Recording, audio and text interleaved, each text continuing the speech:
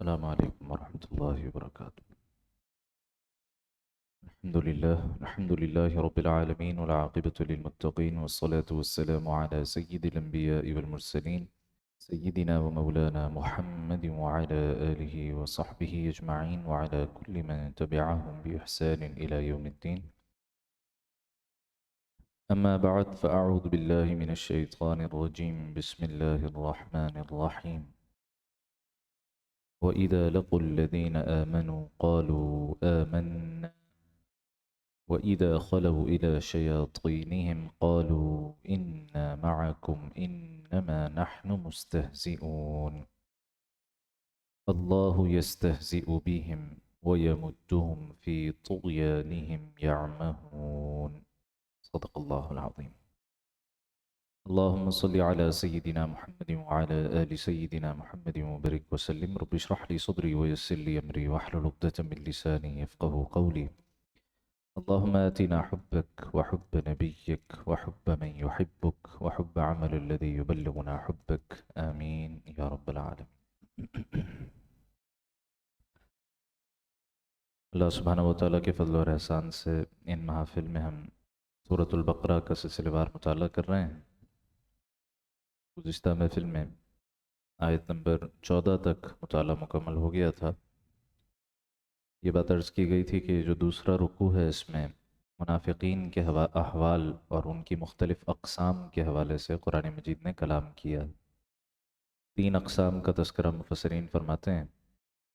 پہلی قسم تو وہ کہ جو پکے مخلص منافق، اس معنی میں کہ ایک دن کے لیے بھی انہوں نے دل سے ایمان قبول نہیں کیا اور ان کا ارادہ یہی تھا کہ ہم مسلمانوں کو نقصان پہنچائیں، سازشیں کر کے کفار کے ساتھ ملی بھگت کے ساتھ مسلمانوں کو نقصان پہنچائیں۔ ان کا تذکرہ کچھ گزرا۔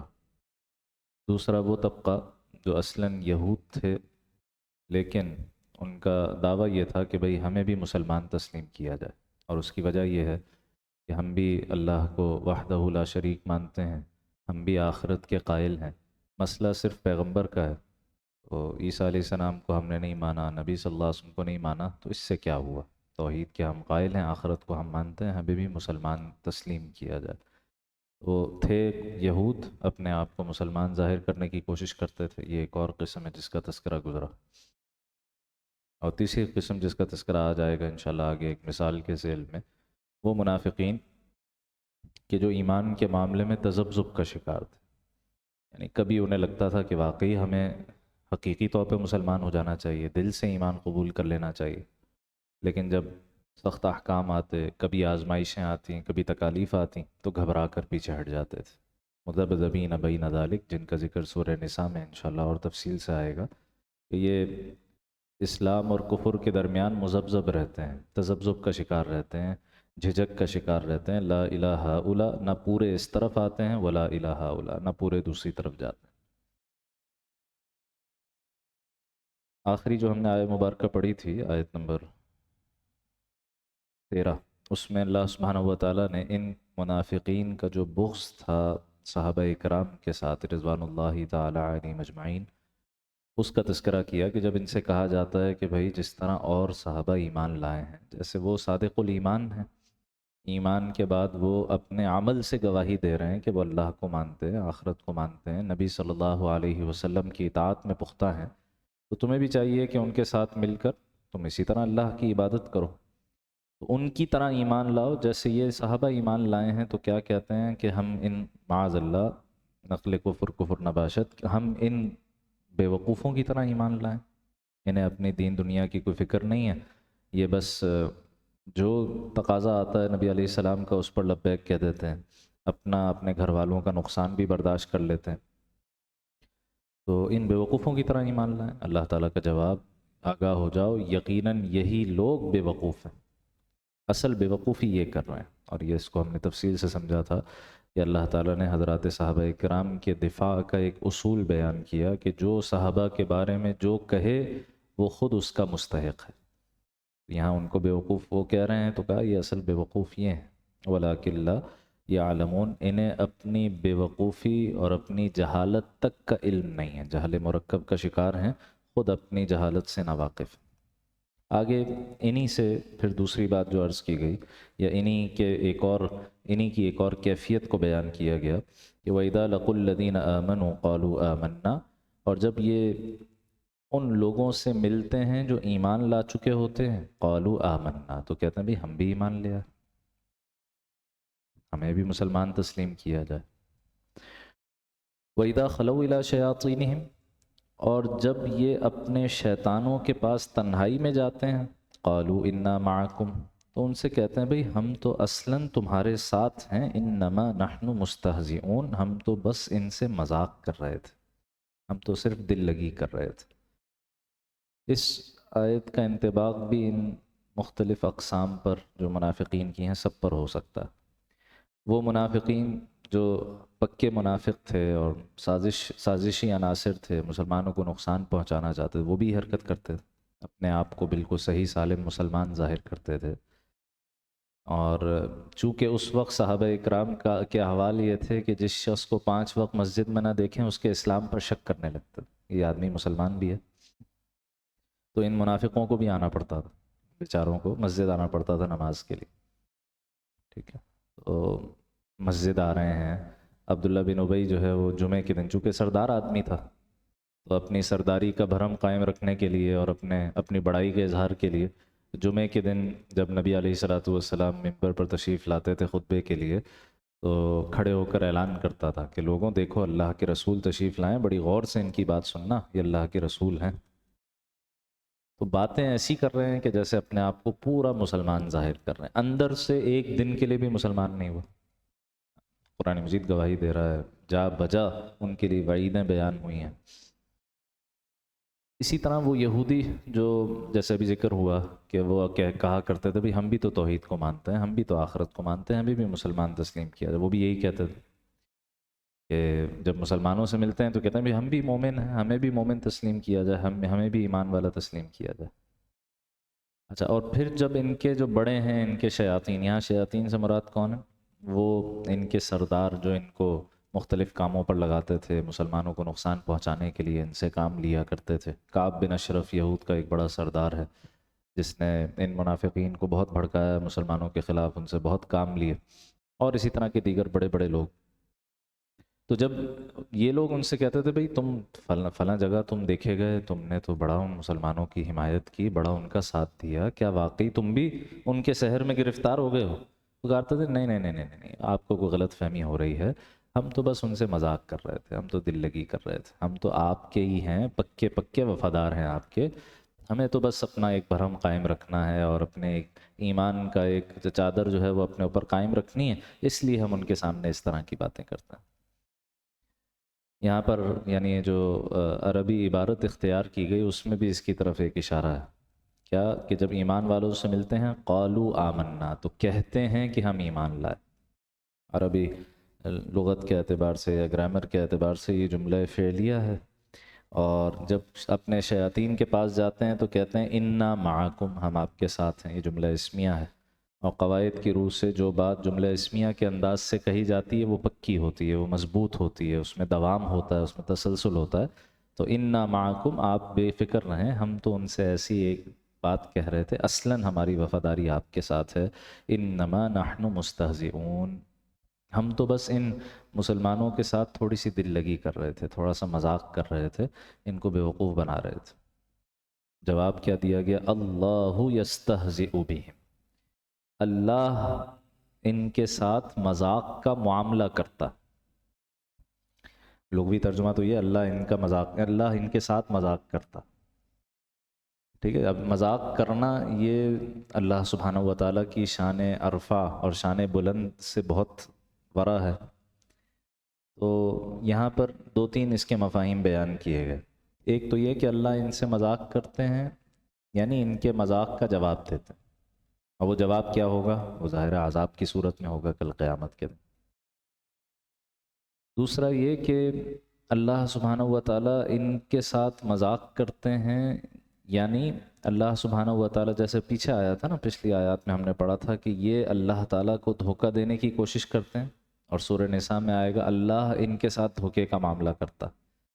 وہ دھوکہ کس طرح ہوگا؟ وہ کل قیامت کے دن ہوگا، تفصیل ہم نے دیکھی تھی پل صراط پر۔ ابتداءً انہیں کچھ روشنی نظر آئے گی، منافقین کو چلنے لگیں گے تو وہ روشنی ایک دم ختم ہو جائے گی اور نیچے جہنم میں گر پڑیں گے۔ تو اسی کو مذاق سے تعبیر کیا گیا کہ ان کے ساتھ بھی یہی دھوکے والا معاملہ ہوگا جو یہ مسلمانوں کے ساتھ کرنے کی کوشش کر رہے ہیں۔ وَيَمُدُّهُمْ فِي طُغْيَانِهِمْ يَعْمَهُونَ، اور انہیں ایسی ڈھیل دیتا ہے کہ وہ اپنی سرکشی میں بھٹکتے رہیں۔ تو یہ ڈھیل دینا یہ ان کے ساتھ ایک مذاق اس معنی میں ہے کہ انہیں یہ لگ رہا ہے کہ ہم مسلمانوں کے ساتھ اس طرح سے مذاق بھی کر رہے ہیں، اور جیسے سورہ مجادلہ میں آئے گا کہ کہتے ہیں لولا يعذبنا اللہ بما نقول، نبی کے پاس آتے ہیں، آپ کی شان میں گستاخیاں کرتے ہیں اور پھر سوچتے ہیں کہ ہم نے جو کچھ کہا اس پر ہماری پکڑ کیوں نہیں ہو رہی، کوئی عذاب کیوں نہیں آ رہا، زبان پر کوئی چھالے کیوں نہیں پڑ رہے، کوئی نقصان کیوں نہیں ہو رہا۔ تو وہاں جواب دیا گیا حسبہم جہنم، ان کے لیے جہنم ہی کافی۔ دنیا میں اللہ نے ڈھیل دی ہوئی ہے، دنیا میں اللہ نے اختیار دیا ہوا بھائی جو کرنا ہے کرو، لیکن پھر بدلہ کل قیامت کے دن ہوگا۔ تو ابھی ڈھیل دی ہوئی ہے انہیں، ابھی فوری پکڑ نہیں آ رہی، لیکن اس کا یہ مطلب نہیں ہے کہ پکڑ ہوگی نہیں، یہ بہت سخت پکڑ ہوگی اور کل قیامت کے دن سارا حساب برابر کر دیا جائے گا۔ اولئک الذین اشتروا الضلالۃ بالہدی، یہ وہ لوگ ہیں جنہوں نے ہدایت کے بدلے گمراہی خرید لی۔ یہ جو تجارت کی مثال ہے نا، یہ قرآن مجید میں بہت کثرت سے آتی ہے۔ خرید و فروخت، لین دین، ہر شخص کچھ نہ کچھ بنیادی اس کے اصول جانتا ہی ہے، زندگی میں واسطہ پڑتا ہی ہے کچھ نہ کچھ خرید و فروخت کا۔ تو بہت سی جگہوں پر اللہ تعالیٰ نے یہ مثال ذکر کی۔ مثال کے طور پر ایک جگہ آتا ہے کہ انہوں نے دنیا کی زندگی خرید لی آخرت کے بدلے۔ ایک تجارت ہو رہی ہے، ایک سودا ہو رہا ہے، اور جو آدمی دنیا پرست ہے، جو آدمی آخرت سے غافل ہے، اللہ کا نافرمان ہے، وہ کر کیا رہا ہے؟ آخرت کو بیچ کر دنیا خرید رہا ہے۔ سورہ صف میں پوچھا گیا هل ندلکم علی تجارت تنجیکم من عذاب علیم، کیا میں تمہیں ایسی تجارت کا بتاؤں جو تمہیں دردناک عذاب سے بچا لے؟ وہ کیا ہے؟ ایمان لاؤ، اللہ کے راستے میں جہاد کرو۔ اسی طریقے سے سورہ توبہ میں آیا ان اللہ اشتری من المؤمنین انفسهم واموالهم بان لهم الجنہ، آیت نمبر 111 میں، بے شک اللہ تعالیٰ نے خرید لیے اہل ایمان سے ان کے مال بھی، ان کی جانیں بھی، اور بدلے میں کیا دے رہے ہیں؟ جنت دے رہے ہیں۔ تو عجیب سودا ہے نا، یعنی یہ مال اور جان اللہ ہی کی امانتیں ہیں میرے اور آپ کے پاس، ہماری اپنی ملکیت تو ہے نہیں، لیکن اللہ تعالیٰ اپنی ہی دی ہوئی چیز ہم سے خرید رہے ہیں اور بدلے میں جنت دے رہے ہیں۔ کیا اس کی شان کریمی ہے، کیا اس کے رحم اور کرم کا اظہار ہے۔ تو یہ مثالیں قرآن مجید میں کثرت سے آئی ہیں۔ اسی طرح کی ایک ملتی جلتی مثال یہاں پر ہے کہ اولئک، یہ جو منافقین ہیں یہ کون ہیں؟ الذین اشتروا الضلالۃ بالہدی، جنہوں نے ہدایت کے بدلے گمراہی خرید لی، یعنی ہدایت بیچ کر اور گمراہی خرید لی۔ یہ بے وقوفی ان کی، یعنی ہم یہ سوچتے رہتے ہیں کاش کہ اللہ کے نبی علیہ السلام کا زمانہ ہمیں نصیب ہوا ہوتا، آپ کی صحبت ملی ہوتی۔ باقی یہ تو اللہ تعالیٰ کے فیصلے ہیں اور اللہ تعالیٰ کی حکمتیں ہیں، ہمیں کیا خبر کہ اس زمانے کی سختیاں اور تکالیف ہم برداشت کر پاتے، صحبت نبوی کا جو حق ہے وہ ہم ادا کر پاتے نہ کر پاتے، اور اللہ تعالیٰ ہر معاملے میں جو کرتے ہیں بہتر کرتے ہیں۔ لیکن بہرحال ایک خواہش سی ہوتی ہے کاش ہمیں وہ دور نصیب ہوا ہوتا، کاش نبی کی زیارت حاصل ہوئی ہوتی، صحبت نبوی کا شرف حاصل ہوا ہوتا۔ یہ وہ بدبخت ہیں جنہیں اللہ نے یہ موقع دیا، نبی علیہ السلام کا زمانہ پایا، آپ کی صحبت پائی، آپ کے پیچھے نمازیں پڑھنے کا شرف حاصل ہوا، آپ کے ساتھ سفر کرنے کا اعزاز حاصل ہوا، آپ علیہ السلام کے روز و شب کا مشاہدہ کرنے کا موقع حاصل ہوا، اس کے باوجود اپنے کفر اور نفاق پر قائم رہے، گویا ان کے پاس ہدایت کی پونجی تھی، اسے بیچ کر خود اپنے لیے گمراہی خرید لی۔ یہ ہے ان کی بدبختی۔ فما ربحت تجارتهم، لہذا نہ تو ان کی تجارت میں کوئی فائدہ ہوا، وما كانوا مہتدین، اور نہ ہی انہیں صحیح راستہ نصیب ہوا۔ اب آخر میں دو مثالیں بیان کی جا رہی، بہت بلیغ مثالیں ہیں۔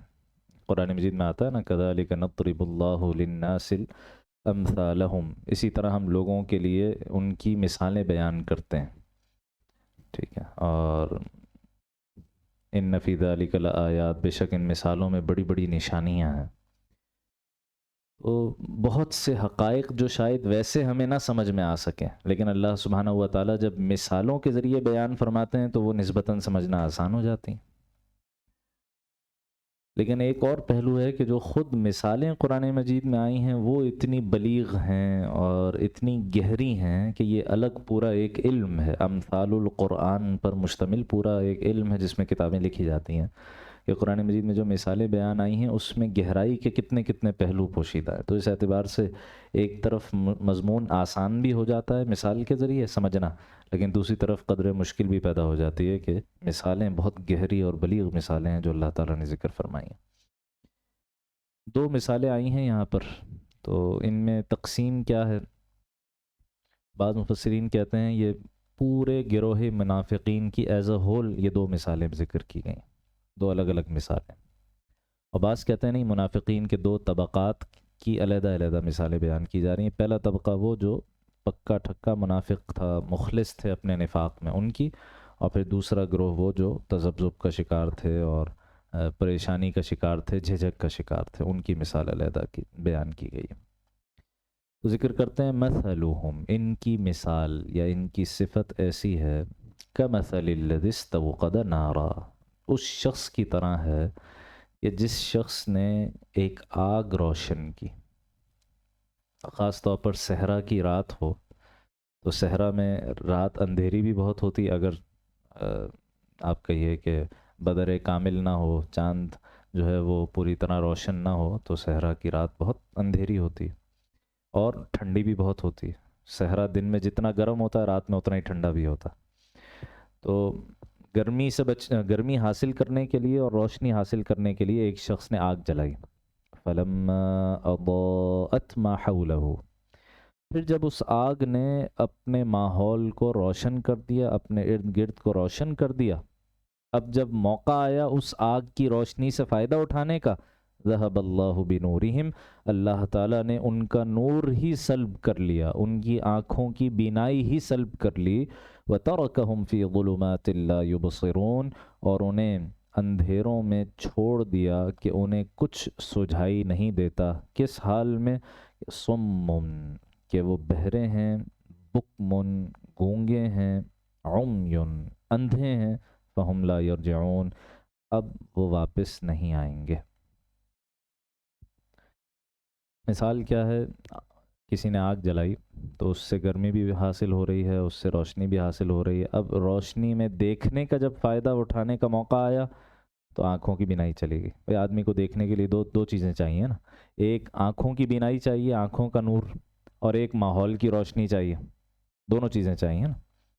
جیسے نبی علیہ الصلوۃ والسلام نے ایک حدیث مبارکہ میں، بڑی طویل روایت ہے، اس کا ایک چھوٹا سا جز ہے، آپ نے ارشاد فرمایا الصلاۃ نور والصبر ضیاء، یہ جو نماز ہے نا یہ نور ہے، اور جیسے آنکھوں کی بینائی ہوتی ہے، اور یہ جو صبر ہے یہ روشنی ہے، جیسے سورج کی روشنی ہوتی ہے۔ تو رستہ دیکھنے کے لیے دو قسم کے نور آدمی کو چاہیے، ٹھیک ہے؟ جیسے آنکھ کی بینائی نہ ہو تو باہر سورج نصف النہار پہ چمک رہا ہو پھر بھی کچھ نظر نہیں آئے گا، اور آنکھیں بالکل صحیح سالم کام کر رہی ہوں، 20/20 ویژن ہو، لیکن باہر روشنی نہیں ہے تب بھی کچھ نظر نہیں آئے گا۔ دونوں طرح کی روشنیاں چاہیے۔ نبی علیہ الصلوۃ والسلام نے نماز کو باطنی نور قرار دیا اور صبر کو باہر کی روشنی قرار دیا، جس کی روشنی میں آدمی صراط مستقیم پر چلتا۔ تو اب ان کا معاملہ کیا ہوا کہ نبی علیہ الصلوۃ والسلام نے ہدایت کی روشنی جلا دی، قرآن مجید نازل ہو رہا ہے، نبی علیہ السلام کی اپنی بابرکت شخصیت موجود ہے، آپ کے ارشادات موجود ہیں، لیکن جب اس سے فائدہ اٹھانے کا موقع آیا تو ان منافقین نے خود سے اپنی آنکھیں بند کر لیں، اور جب خود سے آنکھیں بند کر لیں تو جیسے ہوتا ہے نا کہ آدمی اپنے جسم کا کوئی عضو بہت دیر تک استعمال نہ کرے تو وہ صلاحیت آہستہ آہستہ ختم ہونے لگتی ہے۔ آپ 6 مہینے کسی کی آنکھوں پر پٹی باندھ کر چھوڑ دیں، جب پٹی کھولیں گے تو اسے کچھ نظر نہیں آئے گا، ٹھیک ہے نا؟ اس نے وہ صلاحیت اپنی استعمال ہی نہیں کی، وہ سلب ہو جاتی، ختم ہو جاتی۔ تو ہدایت قبول کرنے کی صلاحیت خود سے اختیار نہیں کی، استعمال نہیں کی، اللہ تعالیٰ نے ان کی اس صلاحیت کو ہی سلب کر لیا، ان کی وہ صلاحیت ہی ختم ہو گئی۔ فَتَرَكَهُمْ فِي ظُلُمَاتٍ، اور انہیں اندھیروں میں چھوڑ دیا، دنیا پرستی کے اندھیروں میں، مال کی محبت کے اندھیروں میں، نفس کے غلامی کے اندھیروں میں انہیں چھوڑ دیا۔ لا یبصرون کہ انہیں کچھ نظر نہیں آتا، اور پھر انجام سزا یہ ہے کہ اب ان کی حالت ہو گئی ہے سمن، کہ یہ بہرے ہو گئے، اسم کی جمع سمن، بہرے ہیں، یعنی حق کو سننے کی صلاحیت ختم ہو گئی. جیسے پیچھے کفار کے بارے میں آیا تھا نا کہ ختم اللہ علی قلوبہم وعلی سمعہم، اللہ نے ان کے دلوں پر بھی مہر لگا دی، ان کے کانوں پر بھی مہر لگا دی، وعلی ابصارہم غشاوہ، آنکھوں پہ پردے ڈال دیے. تو اب یہ منافقین چونکہ طے کر چکے تھے کہ ہم نے اسلام اور مسلمانوں کو نقصان پہنچانا ہے، اور ایک دن کے لیے بھی دل سے ایمان نہیں لائے تھے، لہٰذا یہ بھی اصلاً کافر ہی تھے، تو ان کا بھی وہی حال ہو گیا کہ یہ بہرے ہو گئے. یعنی اب قرآن سنتے بھی ہیں تو انہیں کوئی فائدہ نہیں ہوتا، اس سے حق قبول کرنے کا فائدہ اخذ نہیں کرتے. بکمن گونگے ہیں، اب کم کی جمع، حق بولنے اور صحیح بات بولنے کی بھی توفیق نہیں. اور عمیون اعما کی جمع، یہ اندھے ہیں، نہ انہیں کچھ سجائی دیتا ہے نہ کچھ سنائی دیتا ہے. فہم لا یرجعون، یہ واپس نہیں آئیں گے، اب ہدایت کی طرف واپس آنے کا دروازہ خود انہوں نے اپنے اوپر بند کر لیا. یہ تو ہو گئی پہلی مثال. دوسری مثال او، یا پھر ان کی مثال ایسے ہے، یہ او شک کے لیے نہیں ہے کہ یا تو یہ مثال ہے یا پھر یہ مثال، اللہ کے کلام میں شک نہیں ہوتا، یہ ویرائٹی کے بیان کے لیے ہے، یہ نوعیت کے بیان کے لیے ہے کہ ایک گروہ کی مثال ایسے ہے اور دوسرے گروہ کی مثال ایسے. او کصیب من السماء، یا پھر ان کی مثال ان لوگوں کی طرح ہے جن کے اوپر آسمان سے بارش برسائی گئی. آسمان سے بارش برستی، آسمان سے بارش برستی ہے، تو آسمان کا لفظ یا تو یہاں بادل کے لیے استعمال ہوا کیونکہ ہم جانتے ہیں کہ بارش بادلوں سے برستی ہے، اور یا پھر یہ کہ اوپر کی طرف، یعنی ہر وہ شے، کل ما فوقک فہو السما، ہر وہ شے جو تیرے اوپر ہے، جو تمہارے اوپر ہے، وہ کیا ہے؟ وہ آسمان ہے. تو اوپر کی طرف سے یا بادلوں سے بارش برستی ہے. اب اس بارش میں کیا کیا ہے؟ فیہ ظلمات، اس میں اندھیرے بھی بہت ہیں. اس میں رات کے وقت جب بادل چھا چکے ہوں تو اگر کوئی ستارے یا کوئی چاند وغیرہ کی روشنی ہے وہ بھی دستیاب نہیں ہے نا، بادلوں نے اس سب کو چھپا لیا، تو اندھیرے بہت ہیں. ورعد، اور اس میں گرج بھی بہت ہے. وبرق، اور اس میں چمک بھی بہت. ایک طوفانی رات ہے، طوفانی بارش ہو رہی ہے زبردست گرج چمک کے ساتھ.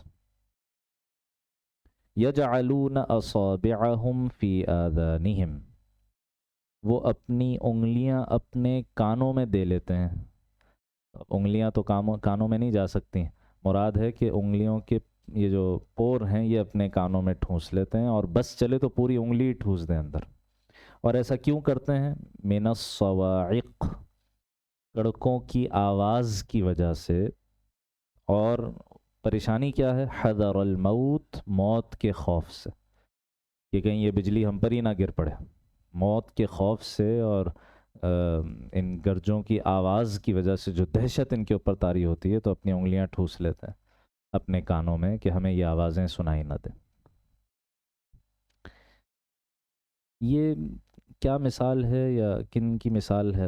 کہتے ہیں کہ یہ منافقین جو تذبذب کا شکار تھے، اور کبھی ان کے دل میں خیال آتا تھا کہ ہم سچے پکے مسلمان بن جائیں، جب بشارتیں آتی تھیں، جنت کی بشارتیں آتی تھیں، اور جب خاص طور پر جب جنگوں میں فتوحات ہوتی تھیں اور اس میں خوب مال غنیمت ملتا تھا، تو ان کا بھی خواہش ہوتی تھی ہم بھی اسلام کے ساتھ مخلص ہو جائیں تو ہمیں بھی یہ سارے فوائد حاصل ہو جائیں گے. لیکن جب آزمائشیں آتی تھیں، جیسے آگے آ جائے گا وَلَنَبْلُوَنَّكُمْ بِشَيْءٍ مِّنَ الْخَوْفِ، ہم تمہیں ضرور آزمائیں گے، کبھی خوف سے، والجوع، کبھی بھوک سے، وَنَقْصٍ مِّنَ الْأَمْوَالِ وَالْأَنفُسِ وَالثَّمَرَاتِ، کبھی مال کے نقصان سے، کبھی جان کے نقصان سے، کبھی پھلوں کے نقصان سے. آزمائشیں تو آئیں گی. جو آدمی اللہ تعالیٰ پر ایمان کا دعویٰ کرے اسے تیار رہنا چاہیے. جیسے ایک شخص نے کہا انی لأحبک یا رسول اللہ، اللہ کے رسول میں آپ سے بہت محبت کرتا ہوں. آپ نے فرمایا بس اب شدائد اور تکالیف کا انتظار کرو. اللہ تعالیٰ اس دعوے کو اب آزمائیں گے، پرکھیں گے کہ دعوے میں کتنے سچے ہو. تکلیفیں آتی ہیں، تو جب اس تکلیفیں آتی ہیں یا جہاد کا حکم آتا ہے، مال اور جان کی قربانی کا تقاضا آتا ہے، فوراً پیچھے ہٹ جاتے ہیں، فوراً ان کو پریشانی ہونے لگتی ہے. تو کہتے ہیں کہ جب ان پر بارش نازل ہوتی ہے، بارش کے نزول سے مراد قرآن مجید کا نزول لیا گیا.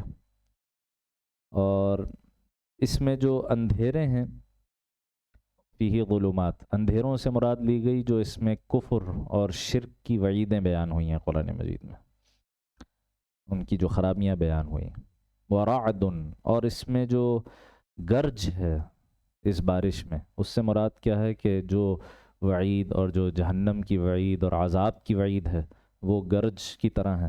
وہ برق، اور جو چمک ہے اس سے مراد کیا ہے کہ جو جنت کے وعدے کیے گئے ہیں، جو بشارتیں عطا کی گئی ہیں، وہ چمک کی طرح، جیسے اندھیری رات ہو، بجلی چمکے تو آدمی کو تھوڑی دیر کے لیے رستہ نظر آنے لگتا ہے، چلنے میں سہولت ہو جاتی۔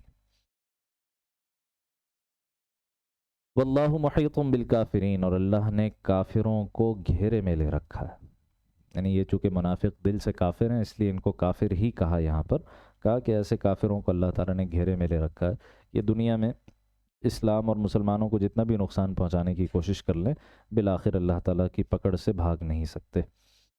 اسی مثال کی مزید کچھ وضاحت، یکاد البرق یخطف ابصارہم، ایسا لگتا ہے کہ بجلی ان کی آنکھوں کو اچک لے جائے گی، یعنی یہ تذبذب کا شکار ہیں لیکن اپنی ان حرکتوں کی وجہ سے ان قریب ہے اس یہ بات کہ یہ سچے اور پکے منافقین کی طرح سچے کافر ہی بن جائیں۔ کلما اضاء لهم مشوا فی، جیسے ہی بجلی ان کے اوپر راستہ روشن کرتی ہے اس میں چلنے لگتے ہیں، کچھ آسانی ہوتی ہے، کچھ بشارتیں ملتی ہیں، کچھ جو ہے وہ مال غنیمت ملتا ہے تو خوب آگے بڑھ چڑھ کر کہتے ہیں کہ بھئی ہم بھی مسلمان ہیں، ہمیں بھی ہمارا حصہ دیا جائے۔ وَإِذَا أَظْلَمَ عَلَيْهِمْ، اور جب ان پر کفر اور شرک کے اندھیرے چھانے لگتے ہیں ان کے دلوں پر، اور جب ان کے سامنے وہ جو بجلی چمکی تھی راستہ تھوڑی دیر کے لیے نظر آیا تھا، پھر دوبارہ اندھیرے ہو گئے، پھر وعید آ گئی، پھر ان کے اوپر سخت حالات آ گئے، قاموا، تو وہیں ٹھٹک کے کھڑے رہتے ہیں، پھر ہلتے نہیں اپنی جگہ سے، پھر چلنا چھوڑ دیتے ہیں۔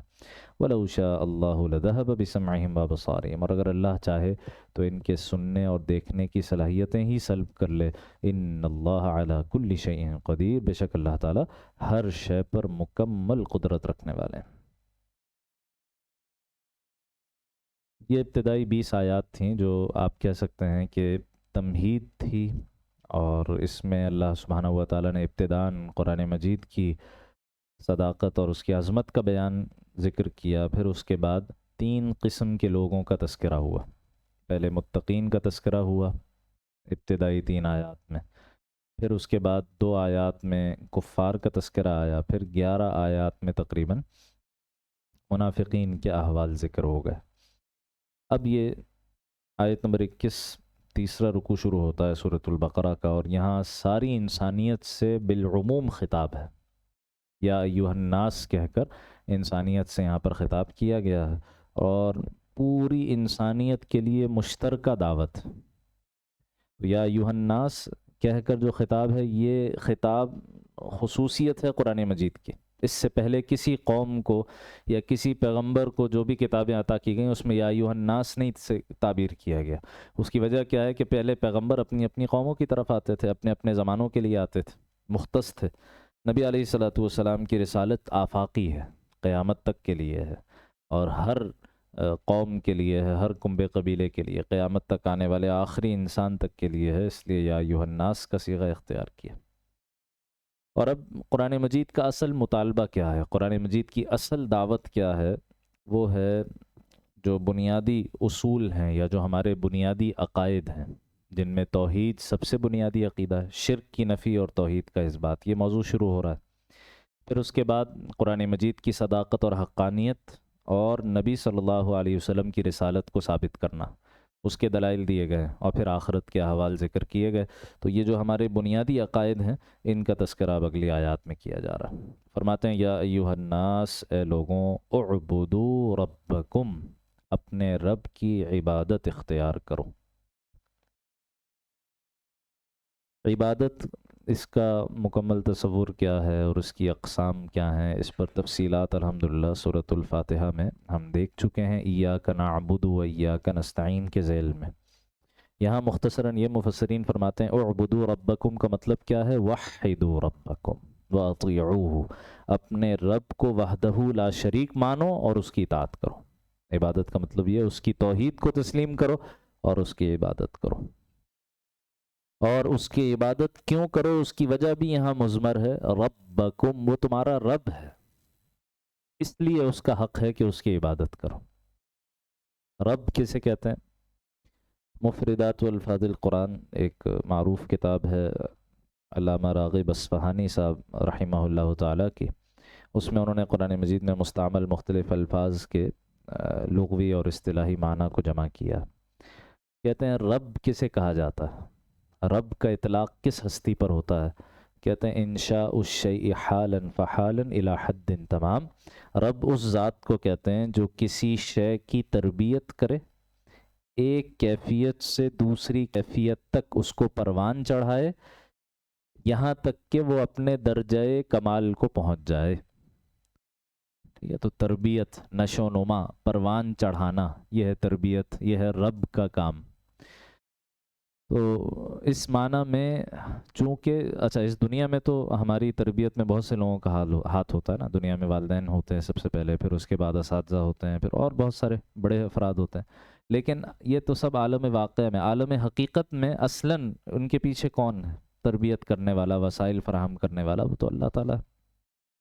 تو چونکہ وہ رب ہے اس لیے اس کا حق ہے کہ اس کی عبادت کی جائے، رب ہونے کے ناطے اس کی عبادت کی جائے۔ اب دلائل دیے جا رہے ہیں کہ اس کی عبادت کیوں کی جائے، عقلی دلائل بھی دیے جا رہے ہیں اور مشاہداتی دلائل بھی دیے جا رہے ہیں۔ بعض عقلی دلائل ہیں کہ عقل کا تقاضا ہے، منطق کا تقاضا ہے کہ اللہ تعالیٰ کی عبادت کی جائے۔ بعض مشاہدات ہیں، تمہیں یہ فلاں نظر آ رہا ہے، فلاں چیز نظر آ رہی ہے، فلاں چیز نظر آ رہی ہے، اس کا بھی تقاضا ہے کہ اللہ تعالیٰ کی عبادت کی جائے۔ تو پہلے عقلی دلیل کیا دی گئی؟ الذی خلقکم، وہ ذات جس نے تم سب کو پیدا کیا۔ تو جس نے پیدا کیا، حق اطاعت بھی اسی کا ہے، چونکہ پیدا کرنے میں وہ اکیلا ہے اس لیے عبادت کے حق میں بھی وہ اکیلا ہے۔ یا تو یہ ثابت کرو کہ کسی اور نے کچھ پیدا کیا، ارونی ماذا خلق الذین من دونی، قرآن مجید کہتا نا ذرا مجھے دکھاؤ، اے نبی ان کفار سے کہیے مجھے دکھاؤ جن کو تم اللہ کے سوا پکارتے ہو کچھ پیدا کیا ہے انہوں نے؟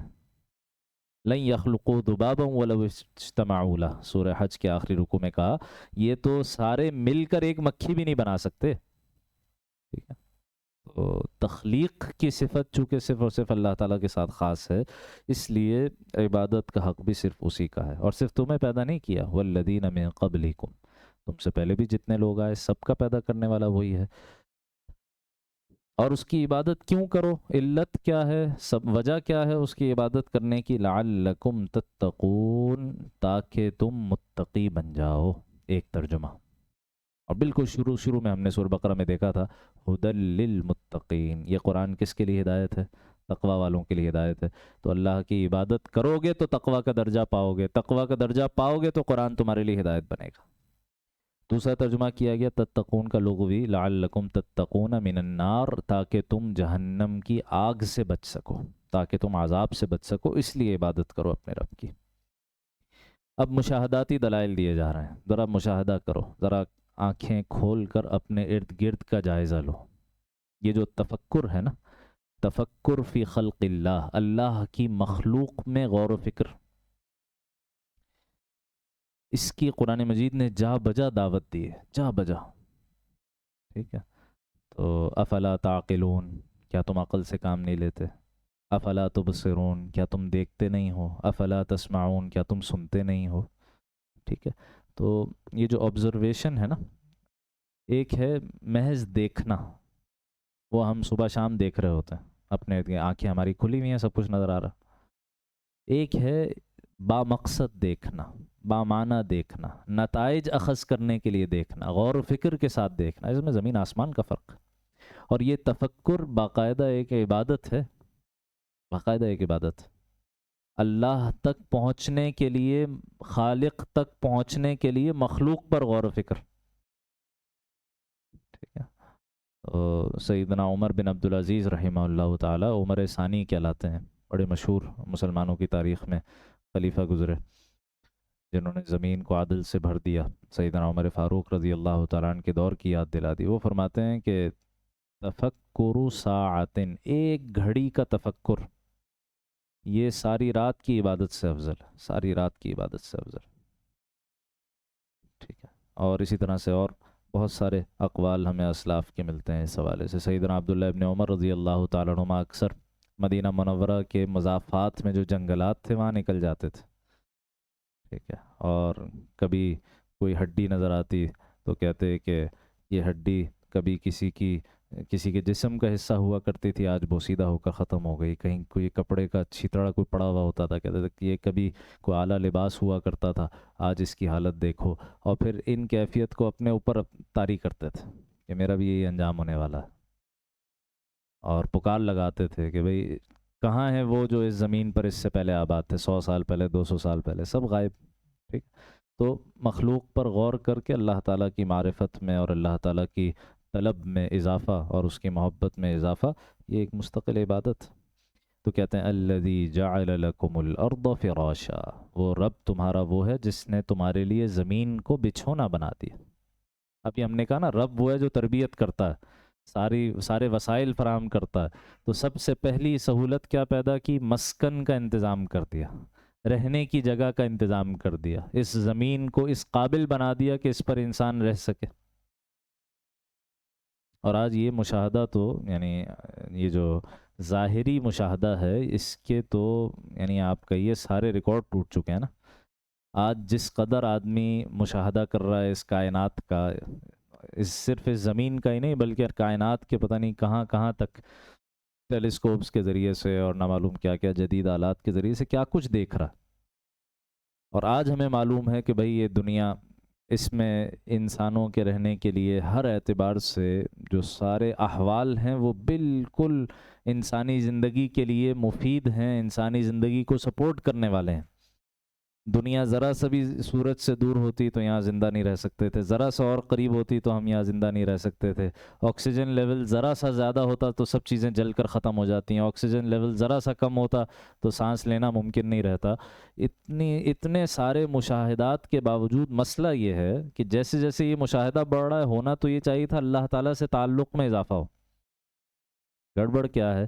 چونکہ ایمان کی توفیق نہیں ہے ایسے لوگوں کو اکثر، اور چونکہ آخرت کی آنکھ بند کر لی ہے اور روحانیت کو اور تعلق مع اللہ کو، ان چیزوں کو قصے کہانیاں افسانے سمجھ کر سائٹ پر کر دیا گیا ہے، صرف دنیا کی آنکھ کھلی ہوئی ہے، تو یہ سارے مشاہدات ہونے کے باوجود بھی اللہ تعالیٰ نظر نہیں آتا، اللہ تعالیٰ کی تخلیق نظر نہیں آتی، اس سے وہ نتائج برآمد نہیں کرتے کہ جو کہ ایک اہل ایمان کو کرنے چاہیے۔ تو کہا کہ اللہ نے تمہارے لیے مسکن کا انتظام کر دیا، رہنے کی جگہ تمہیں عطا کر دی، زمین کو تمہارے لیے بچھونا بنا دیا۔ پھر جب رہنے کی جگہ عطا فرما دی تو اب چھت بھی چاہیے، تو وَالسَّمَاءَ بِنَاءً، اور آسمان کو تمہارے لیے چھت کے طور پر بنا دیا۔ ٹھیک ہے کہ چھت انسان کی حفاظت بھی کرتی ہے۔ تو بعض لوگوں نے اس کا انطباق کیا، یہ جو ایٹماسفیئر ہے اس دنیا کے چاروں طرف، کہ بھئی کوئی بڑے میٹیورائٹس، بڑے بڑے پتھر زمین کی طرف آ رہے ہوتے ہیں، تو فضا میں جیسے ہی داخل ہوتے ہیں تو جل کر بھسم ہو جاتے ہیں، ختم ہو جاتے ہیں، ٹوٹ جاتے ہیں، اس سے اس زمین کو نقصان نہیں پہنچتا۔ تو جیسے چھت حفاظت کرتی ہے باہر کی چیزوں سے، ایسے اللہ تعالیٰ نے ہمارے اوپر یہ چھت بنا دی۔ وَأَنزَلَ مِنَ السَّمَاءِ مَاءً، اور اس نے آسمان سے پانی برسایا، وہی بادلوں سے یا تمہارے اوپر سے پانی برسایا۔ فَأَخْرَجَ بِهِ مِنَ الثَّمَرَاتِ رِزْقًا لَكُمْ، پھر اس سے تمہارے لیے رزق کے طور پر پھل نکالے، پھل پیدا کیے، مسکن کا انتظام کیا، چھت کا انتظام کیا، پھر رزق کا بھی انتظام کر دیا تمہارے لیے۔ اور یہ کیا خوبصورت نظام ہے، بارش برستی ہے، زمین بنجر زمین، اور اس میں سے زندگی کے آثار پیدا ہوتے ہیں، فصلیں لہلہاتی ہوئی نکلتی ہیں، باغات پیدا ہوتے ہیں، اور قسم قسم کے پھل اور سبزیاں اللہ تعالیٰ نے پیدا کی ہیں۔ ایک رنگوں کا بھی ایک امتزاج ہے، ذائقوں کا بھی ایک عجیب امتزاج ہے، کس طرح اللہ سبحانہ و تعالیٰ نے انسان کے لیے رزق کا انتظام کیا۔ اچھا، رزق کے بہت سارے اور ذرائع بھی ہیں، ٹھیک ہے، جانور بھی ہیں جن سے گوشت حاصل ہوتا ہے، ان کا دودھ بھی حاصل ہوتا ہے، اور بہت ساری چیزیں، لیکن یہاں خاص طور پر جس شے کا ذکر کیا وہ ثمرات اور پھلوں کا ذکر کیا، کہ یہ اللہ تعالیٰ کی تخلیق کا اور انسانوں کے اوپر اس کے فضل کا ایک خاص انتظام ہے، کہ اس میں بغیر کسی پروسیسنگ کے، بغیر کسی محنت کے، بس آدمی خود بخود وہ حاصل کر لے۔ ٹھیک ہے، باقی تو جانور ہے، اس کو ذبح کرنا پڑے گا، اس کا گوشت نکالنا پڑے گا، اس کو پکانا پڑے گا، دیگر کام کرنے پڑیں گے۔ یہ پھل ہیں جو تازہ تازہ جیسے ہی پکتے ہیں فوراً درخت سے توڑے اور کھا لیے۔ تو یہ اللہ سبحانہ و تعالیٰ کا ایک خصوصی فضل ہے، خصوصی انعام ہے۔ رزق لکم، تمہارے لیے رزق کے طور پر اللہ نے یہ چیزیں عطا فرمائی۔ اب بتاؤ، اس زمین کی تخلیق میں، اس آسمان کی تخلیق میں اور ان پھلوں کو مہیا اور فراہم کرنے میں کوئی اور شریک ہے؟ جب کوئی اور شریک نہیں ہے تو پھر اور کسی کو کیوں پوچھتے ہو، اور کسی سے کیوں دعا کرتے ہو، اور کسی سے کیوں امیدیں وابستہ کرتے ہو؟ فَلَا تَجْعَلُوا لِلَّهِ أَندَادًا وَأَنْتُمْ تَعْلَمُونَ، بس اللہ کے ساتھ کسی اور کو مد مقابل نہ بناؤ، اللہ تعالیٰ کے ساتھ کسی اور کو مددگار نہ سمجھو، اللہ تعالیٰ کے برابر اور اس کے شریک نہ ٹھہراؤ۔ وَأَنْتُمْ تَعْلَمُونَ، جبکہ تم جانتے ہو، کیا جانتے ہو؟ أَنَّهُمْ لَا يَخْلُقُونَ شَيْئًا، کہ اللہ کے سوا کسی اور نے کچھ بھی پیدا نہیں کیا۔ تو جب پیدا کرنے میں وہ تنہا ہے تو عبادت میں بھی وہی تنہا ہونا چاہیے۔ اندادا، انداد ند کی جمع ہے، ند کہتے ہیں مد مقابل کو، جو دعویٰ کرے کہ نہیں اس کا اختیار نہیں ہے میرا اختیار، اس کی قوت نہیں ہے میری قوت، اس کی تخلیق نہیں ہے میری تخلیق، تو کوئی مد مقابل بنانے کی کوشش مت کرو۔ حدیث مبارکہ میں آتا ہے، نبی صلی اللہ تعالیٰ علیہ وسلم سے سوال کیا گیا، ای الذنب اعظم یا رسول اللہ، اے اللہ کے رسول یہ ارشاد فرمائیے کہ سب سے بڑا گناہ کیا ہے، سب سے بڑی نافرمانی اللہ کی کیا ہے؟ آپ نے فرمایا ان تجعل للہ ندا وہو خلقک، پیدا وہ کرے اور تم اس کے علاوہ کسی اور کو اس کا مد مقابل بنا لو۔ تو اسی آیت کے ذیل میں یہ حدیث مفسرین ذکر کرتے ہیں کہ سب سے بڑا گناہ وہ شرک ہے کہ اللہ تعالیٰ کی تخلیق اللہ کی ہے اور عبادت میں اس کے سوا کسی اور کو شریک کر لیا جائے۔ توحید کا بیان یہاں مکمل ہوا، اب رسالت کا بیان۔ رسالت کہیے یا صداقت قرآن کہیے، کیونکہ یہ دونوں چیزیں ساتھ جڑی ہوئی ہیں نا۔ نبی صلی اللہ علیہ وسلم کی رسالت کی سب سے بڑی دلیل قرآن مجید، قرآن کو سچا ثابت کر دیا جائے تو آپ کی رسالت بھی ثابت ہو جاتی ہے، ٹھیک ہے؟ تو یہ دونوں موضوع اکثر ساتھ ساتھ بیان ہوتے ہیں، قرآن مجید کی حقانیت اور نبی علیہ السلام کی رسالت کا بیان۔ وَإِن كُنتُمْ فِي رَيْبٍ مِّمَّا نَزَّلْنَا عَلَىٰ عَبْدِنَا، اور اگر تم اس قرآن کے بارے میں ذرا بھی شک میں مبتلا ہو جو ہم نے اپنے بندے صلی اللہ علیہ وسلم پر اتارا ہے، تو فَأْتُوا بِسُورَةٍ مِّن مِّثْلِهِ، لاؤ اس جیسی کوئی ایک ہی صورت بنا لاؤ۔ وَادْعُوا شُهَدَاءَكُم مِّن دُونِ اللَّهِ إِن كُنتُمْ صَادِقِينَ، اور اگر تم اس دعوے میں سچے ہو تو اللہ کے سوا اپنے سارے مددگار بلا لو، جس جس سے مدد مانگ سکتے ہو مانگ لو، اس قرآن کی کوئی مثل پیش کر کے دکھاؤ، اس جیسی کوئی صورت بنا کر دکھاؤ۔ یہ مشرکین دعویٰ کیا کرتے تھے کہ بھئی یہ قرآن پیش کر رہے ہیں، اصل میں یہ ان کا اپنا بنایا ہوا ہے، اور یہ اپنا کیسے انہوں نے بنا لیا؟ ایک تو ان کے اس دعوے میں سب سے بڑا مسئلہ یہ تھا کہ نبی صلی اللہ علیہ وسلم معروف معنوں میں لکھنا پڑھنا نہیں جانتے تھے، اور یہ کوئی معاذ اللہ آپ کی شخصیت کی کوئی توہین نہیں ہے، بلکہ یہ تو خود قرآن مجید کا بیان ہے اور اس میں آپ کی عظمت پوشیدہ ہے، ٹھیک ہے؟ دنیا میں اگر آپ لکھنا پڑھنا کسی شخص سے سیکھتے تو وہ شخص آپ کا کیا بن جاتا؟ استاد بن جاتا۔ استاد کا مقام اونچا ہوتا ہے شاگرد کے مقابلے میں۔ تو اللہ کے نبی صلی اللہ علیہ وسلم جن کا تمام مخلوقات میں افضل ترین مقام ہے، ان کا کوئی استاد ہو تو ظاہر ہے کہ استاد کا مقام اونچا ہو جاتا۔ تو اللہ تعالیٰ نے خود براہ راست نبی علیہ السلام کی تعلیم کا انتظام فرمایا۔ تو سورہ اعراف میں آتا ہے نا، الرسول النبی الامی، رسول نبی امی صلی اللہ علیہ وسلم۔ امی ام سے ہے، ماں کو کہتے ہیں، تو جیسے بچہ ماں کے پیٹ سے نکلتا ہے تو اس کو وہ کچھ پہلے سے لکھنا پڑھنا تھوڑی جانتا ہے، ٹھیک ہے؟ تو وہی کیفیت، کوئی شخص لکھنا پڑھنا نہ جانتا ہو اس کو اہل عرب امیین کہا کرتا، امی کہا کرتے تھے، اور یہود تمام مشرکین کو، تمام اہل عرب کو کی تحقیر اور توہین کرتے ہوئے کہتے تھے امیین ہیں یہ تو سارے، ہم اہل کتاب ہیں، ہمارے پاس تورات ہے، زبور ہے، انجیل ہے، ان لوگوں کے پاس کچھ بھی نہیں ہے، یہ امی ہیں، ان پڑھ لوگ ہیں۔ اور اسی پر انہیں حسد تھا کہ ان امیین میں نبی کیسے آ گئے، آخری نبی کیسے آ گئے۔ تو بہرحال، تو چونکہ نبی علیہ الصلوۃ والسلام پہلے سے نہ کوئی شاعر تھے، نہ کوئی خطیب تھے، نہ کوئی مصنف تھے، نہ کوئی مقرر تھے، تو ان کو اس دعوے میں پریشانی ہوتی تھی، جو یہ دعویٰ کرتے تھے انہوں نے اپنی طرف سے قرآن بنا لیا. بھائی کیسے بنا لیا اپنی طرف سے قرآن؟ تو پھر انہوں نے کچھ باتیں بنائیں. سورہ نحل میں آتا ہے یعلمہ البشر، ایک انسان نے انہیں سکھایا ہے.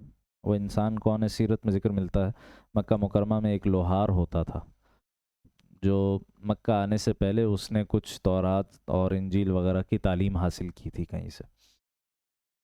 تو نبی علیہ الصلوۃ والسلام اس سے گفتگو فرمایا کرتے تھے کہ بھئی تم بتاؤ فلاں کے بارے میں تورات اور انجیل میں کیا لکھا ہوا ہے. پھر آپ بتاتے تھے کہ قرآن میں اس کے بارے میں یہ کلام کیا گیا. تو گفتگو ہوتی تھی آپس میں. تو انہیں ایک موقع مل گیا کہ بھئی وہ اس لوہار سے یہ سیکھتے ہیں باتیں اور قرآن کہہ کر پیش کرتے ہیں اپنی طرف سے. اسی طرح اور کہ بھئی کہا کرتے تھے انہوں نے گھر میں کوئی غلام، عجمی غلام چھپایا ہوا ہے، اس سے سیکھتے ہیں اور آ کر ہم سے کہتے ہیں کہ بھئی یہ قرآن ہے. یا کوئی جن ہے جو انہیں سکھا رہا ہے معاذ اللہ، اور یہ آ کر کہتے ہیں کہ قرآن. تو اس طرح کے سارے اعتراضات کے جواب میں قرآن مجید نے سب سے پہلا چیلنج تو دیا سورہ بنی اسرائیل میں. یہ تو مدنی صورت ہے نا، تو ہجرت کے بعد نازل ہوئی، تو یہ اعتراضات تو شروع سے چل رہے تھے. تو مکی قرآن میں سب سے پہلے آتا ہے سورہ بنی اسرائیل میں کہ اگر تم یہ سمجھتے ہو کہ یہ قرآن انہوں نے اپنی طرف سے بنا لیا تو ایسا کرو کہ اس جیسا قرآن ہی لے کر آؤ. یعنی جتنا حصہ اس وقت تک نازل ہو چکا تھا کہ اتنا ہی قرآن تم بھی بنا کر لے آؤ. اگر تم کہہ رہے ہو کہ یہ انسانی کاوش ہے تو تمہیں تو بڑا ناز ہے اپنی زبان پر، زبان پر، قدرت پر تمہیں تو بڑا ناز ہے نا. اہل عرب ساری دنیا کو کیا کہتے تھے اپنے علاوہ؟ عجمی کہتے تھے نا. باقی تو سب عجمی. اور عجمی کسے کہتے ہیں؟ ٹھیک ہے، وہ گونگے کو کہتے ہیں کہ وہ بولنا نہیں آتا. بولنے کا فن تو ہمیں آتا ہے، باقی سب گونگے ہیں. یہ دعویٰ تھا عربوں کا. خطیب اور شاعر اور مقرر یہ تو ہم ہیں، زبان کا استعمال تو ہم جانتے ہیں. کا اتنا ہی ناز ہے اپنی زبان پر تو ذرا یہ قرآن تو لے کر آؤ. پھر سورہ ہود میں کہا گیا فَأْتُوا بِعَشْرِ سُوَرٍ مِثْلِهِ مُفْتَرَيَاتٍ. اچھا ایسے کرو، پورا قرآن نہیں 10 صورتیں لے آؤ اپنی طرف سے گھڑ کر. 10 صورتیں لے آؤ، مقابلہ کر کے دیکھ لیتے ہیں کہ واقعی یہ قرآن ان کا اپنا کام ہے یا یہ کوئی خدائی کلام ہے. پھر سورہ یونس میں اور یہاں سورہ بقرہ میں کہا گیا فَأْتُوا بِسُورَةٍ مِّن مِّثْلِهِ، اس جیسی ایک ہی صورت لے آؤ. بس 10 صورتوں کا بھی مطالبہ نہیں ہے، بس ایک صورت. اور ایک صورت سورہ کوثر بھی ہے، ٹھیک ہے، جس میں 3 آیات اور 10 الفاظ ہیں. بس 3 آیات ہی لے آؤ. اور پھر آخری چیلنج دیا گیا سورہ طور میں اور کہا گیا کہ بھئی فَلْيَأْتُوا بِحَدِيثٍ مِّثْلِهِ، اس جیسی ایک بات، ایک آیت، بس اس سے زیادہ کا مطالبہ نہیں، بس ایک آیت لے آؤ. لیکن قرآن مجید اور سیرت اور تاریخ گواہ ہے کہ ان مشرکین عرب کو یہ بھی توفیق نہیں ہوئی کہ اس چیلنج کو قبول بھی نہیں کیا، کیونکہ جانتے تھے کہ مقابلہ ممکن ہی نہیں ہے، یہ انسانی کاوش ہی نہیں ہے. بھئی ہر شخص کو اپنے فن کی لمٹس پتہ ہوتی ہیں نا. جو ماہر ہوتا ہے اپنے فن کا اس کو اپنی لمٹس اور حدود کا پتہ ہوتا ہے. جیسے موسیٰ علیہ السلام کا مقابلہ ہوا نا کن کے ساتھ؟ جادوگروں کے ساتھ. تو فرعون کا دعویٰ تھا کہ یہ بھی جادو کر رہے ہیں، تو وہ جادوگروں کی پوری فوج لے آیا مقابلہ کرنے کے لیے. موسیٰ علیہ السلام نے جب اپنا عصا ڈالا اور وہ لاٹھی جو ہے وہ واقعی اژدہا بنا. انہوں نے تو جادو کیا تھا، سحروا اعین الناس، انہوں نے لوگوں کی آنکھوں پر نظر بندی کر دی تھی. رسیاں اور لاٹھیاں پڑی ہوئی تھیں، لوگوں کو ایسے لگ رہا تھا کہ سانپ کی طرح ہل رہی ہیں. لیکن موسیٰ علیہ السلام نے جب عصا ڈالا وہ تو حقیقی اژدہا بن گیا، واقعی اژدہا بن گیا. اس نے وہ سب نگل لیا، ختم کر لیا. پھر کیا ہوا؟ وَأُلْقِيَ السَّحَرَةُ سَاجِدِينَ، سارے جادوگر سجدے میں گر پڑے. کیوں؟ انہیں نظر آ گیا کہ بھئی یہ ہیومنلی پاسبل نہیں ہے، کسی انسان کے لیے ممکن نہیں ہے اس طرح کا کوئی جادو پیش کرنا. یہ جادو نہیں ہے، یہ کوئی اور چیز ہے. انہیں پتہ تھا، اپنے فن کے ماہر تھے نا. تو اسی طرح کی گواہی ہمیں مشرکین میں سے بعض لوگوں کے ہاں ملتی ہے.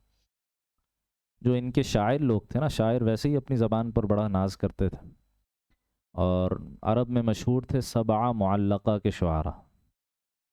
7 معلقہ کے شعراء. یہ 7 معلقات کیا ہیں؟ یہ 7 ایسے شعراء کہ جن کا کلام سب سے بہتر سمجھا گیا، اس کو سب سے اعلیٰ کلام قرار دیا گیا، ان کے یہاں ایک سالانہ مقابلہ ہوتا تھا شاعری کا، سالانہ، اور وہ کہاں ہوتا تھا؟ وہ مینا میں ہوتا تھا، حج کے سیزن، چونکہ سارے عرب سے لوگ آئے ہوئے ہوتے تھے تو سالانہ میلہ لگاتے تھے۔ حج کو بالکل بگاڑ دیا تھا انہوں نے، عبادات کو بھی بگاڑا ہوا تھا، برہنہ طواف کرنے کو بڑا افضل سمجھتے تھے، اور صفا مروہ پر بت نصب کیے ہوئے تھے، ان کی پوجا ہوتی تھی، اور مینا کے دنوں میں اللہ کا ذکر کرنے کے بجائے شعر و شاعری کی محافل سجتی تھی۔ تو سالانہ جو مشاعرہ ہوتا تھا اس میں جس کا کلام سب سے اعلیٰ سمجھا جاتا تھا اس کو سارے کے سارے لوگ سجدہ تعظیمی کرتے تھے اس کے سامنے، اس کے کلام کو ایک کاغذ پر لکھ کر کعبے کی دیوار پر لٹکا دیا جاتا تھا، معلقہ، کعبے کی دیوار پر معلق کر دیا جاتا تھا۔ ابھی بھی ہمارا جو درس نظامی ہے جس میں علماء کو مختلف فنون پڑھائے جاتے ہیں، علماء تیار کیے جاتے ہیں، تو اس میں 7 معلقات میں سے کچھ حصے پڑھائے جاتے ہیں، ٹھیک ہے، عربی کی جو مہارت پیدا کرنے کے لیے، اور اس وقت کیونکہ قرآن مجید کا نزول بھی ہو رہا تھا تو عربی کلام سے استشہاد کیا جاتا ہے قرآن مجید کی آیات کو سمجھنے کے لیے۔ تو ان 7 معلقات میں سے جو ایک شاعر تھے ان کے بارے میں آتا ہے کہ وہ ایک مرتبہ کعبے کی دیوار کے پاس سے گزرے تو انہیں کعبے پر کی دیوار پر سورہ کوثر لکھی ہوئی نظر آئی۔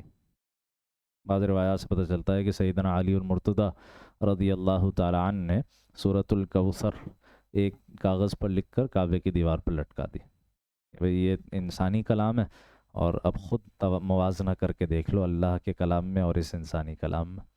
تو ان شعراء میں سے ایک شاعر وہاں سے گزرا، اس نے پڑھی سورہ کوثر، انا اعطیناک الکوثر فصلی لربک وانحر ان شانئک هو الابتر، بلا ساختہ، بغیر ارادے کے اس کی زبان پر آ گیا، ما ھذا کلام البشر، یہ انسان کا کلام ہو ہی نہیں سکتا۔ ماہر تھا اپنے فن کا، پہچان گیا کہ یہ ممکن ہی نہیں ہے اس طرح کا کلام کوئی انسان کہہ سکے۔ اسی طرح کی اور گواہیاں ہیں۔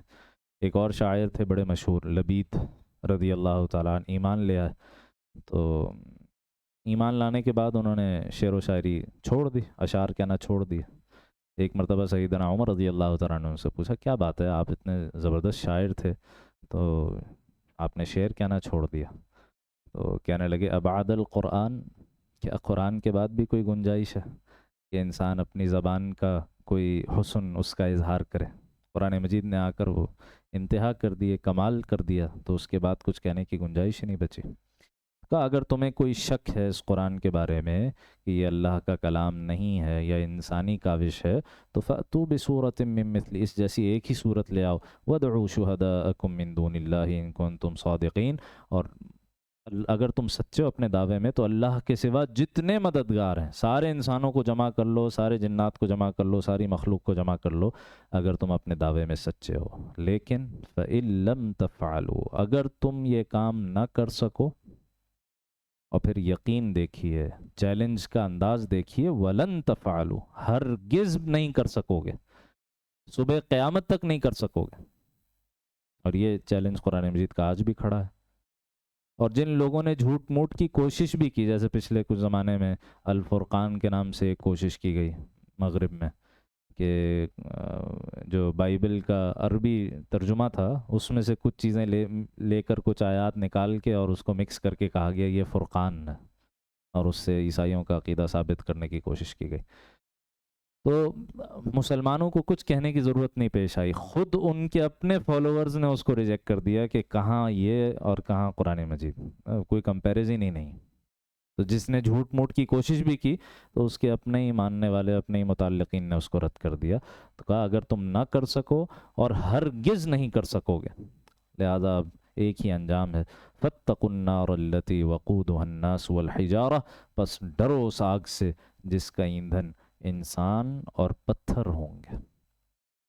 انسان تو ڈالے ہی جائیں گے، پتھر بعض کہتے ہیں یہ خاص قسم کا پتھر کہ جس سے آگ کی شدت میں اور اضافہ ہوگا، اور بعض کہتے ہیں کہ یہ بت ہوں گے جن کی دنیا میں پوجا کی گئی، اور انہیں کیوں جہنم میں ڈالا جائے گا؟ مشرکوں کی حسرت میں اضافہ کرنے کے لیے کہ ہم ساری عمر ان کو پکارتے رہے اور یہ آج ہمارے ساتھ یہ بھی جہنم میں جل رہا ہے، ہمیں فائدہ کیا پہنچاتے، یہ خود ہمارے ساتھ یہاں پر پڑے ہوئے ہیں۔